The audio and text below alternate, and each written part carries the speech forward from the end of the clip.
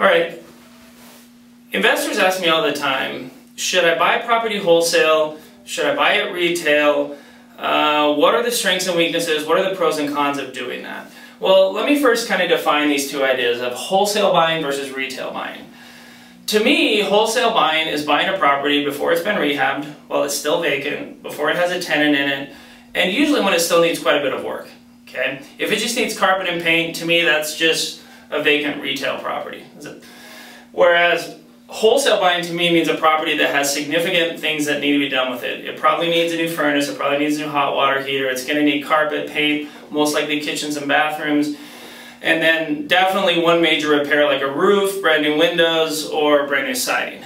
That's a wholesale property. It's been beaten up and it needs a lot of work. Now, why would that be interesting to anyone? Why wouldn't you always just want a retail property, something that's had all the work done to it and is pretty much ready to go? Well, the thing that I've seen is that banks who have foreclosed on properties and investors who own properties that are in really distressed condition tend to put a really low value on those properties psychologically. The other thing they tend to do is they overestimate the amount of work it needs. So for example, if I'm a bank and I have a house that's been completely destroyed by water or mold, I may think that it needs $40,000 in work, whereas in reality it only needs $20,000 in work. And to the investor who buys that property and can get the work done for $20,000, what has he just done? He's created value. When you have a retail product, most of the uncertainty is taken out of that scenario. And so a bank or an investor or a corporation who owns a property that they're trying to sell that's been pretty much fixed up and may only need light cosmetic work, they're able to look at other similar properties or comparables or comps in the same condition and say, well, no, you know, for the most part they're selling for $80,000 in that neighborhood, therefore I'm selling it to you for $78,000. There's not as much an opportunity for a discount. Now, the benefit of retail buying is you get more predictability. There's less chances of surprise. So, when you are looking at wholesale purchasing, there's a few things you really want to focus on. One of the things that you want to have is confidence that the rehab work that you're projecting is what the property actually needs. So, for example, if I think that the house needs $20,000 in work, what's my certainty that when and if I buy the property, I'm going to come close to $20,000? And who's making that decision? And what are they basing it on? Are they basing it on the fact that they've done 100 properties similar to that one in those neighborhoods? Or are they just pulling a list of pricing off the internet and attaching it to things that they visibly see that need to get done? So confidence about the rehab when you buy wholesale is critical. It's very important that you establish that. The next thing that you want to really focus on when you're wholesale buying is confidence about the tenant that's going to go in that property. When you buy retail, for the most part, it's already going to have a tenant in it. It's already going to be rehabbed.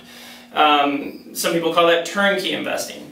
When you buy wholesale, nothing's been done. And so not only do you really need to make sure that you know that those numbers are solid and that the people doing the rehab can hit those numbers, you need to know that same thing about the tenant. Who's screening the tenant? What are they basing the criteria on? How are they making sure that that tenant is someone who has been dependable and been reliable as it relates to paying their rent and will continue to do so? And the third thing to really think about is what kind of equity are you going to have in the property?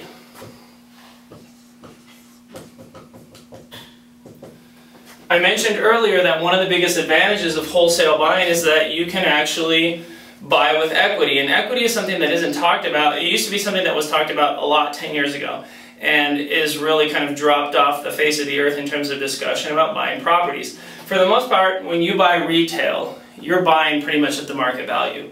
There really isn't such a thing at equity. But when you buy wholesale, there's a really good chance that you can be into a property 55, 60, 65, 70, 75 cents on the dollar.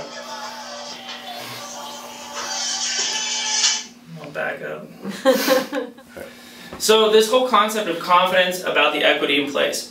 I alluded to this earlier when I was talking about the rehab. So for example, if the bank thinks they're selling me a property for 50 cents on the dollar, and they get to that number because they think it needs $40,000 in rehab, and I'm able to get it done for $20,000, then essentially I've built in 20% equity for myself. Now, for the most part, when you buy retail, there is no such thing as equity. You're basically buying at market value. However, with the purchase price that you buy the wholesale property for, you can create equity. With the rehab and getting it done by a reliable company at a discount of the fair market price for rehab, you can create equity. And what does that really mean to you when you buy wholesale? Well, it means that down the road, it's going to be easy for you to sell the property for a profit. One of the drawbacks with real estate is always liquidity. And what's liquidity? Sell the property. You know, if you have a stock, you can sell it as, if you think about it, stocks have really high liquidity. It's easy to move a stock, it's a click of a button, you call the broker, you say unload it, even whether it's a loss or a gain.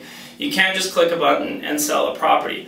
But a property with equity gives you a lot of flexibility, because, you know, maybe you're into a property for $70,000, it's worth $100,000, you have to sell it, you know, within a month.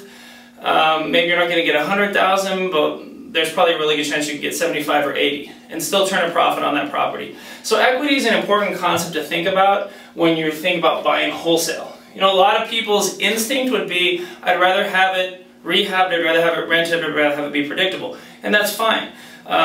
There's always going to be opportunities to buy retail. But to be able to buy wholesale is really unique, because by you assuming some additional risk, by not having the property rehabbed yet, by not having a tenant in place yet, you can gain a lot in terms of equity. You can gain a lot in terms of cash flow, because one thing you'll see is, for the most part, retail properties sold across the country are going to be sold in the high single-digit return rate, maybe very, very low double-digit return.